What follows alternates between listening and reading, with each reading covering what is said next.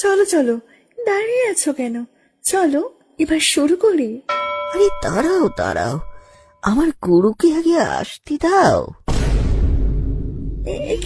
কি বলো তুমি? এই, তুমি ওকে ডেকেছো কেন?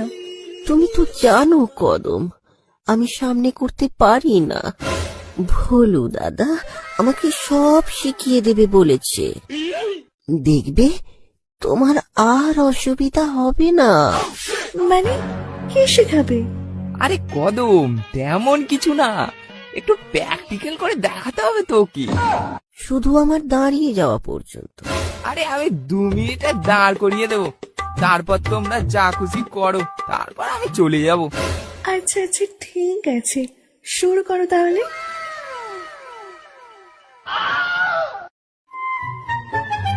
এই দেখো শালা বাবু, প্রথমে মালটাকে ভালো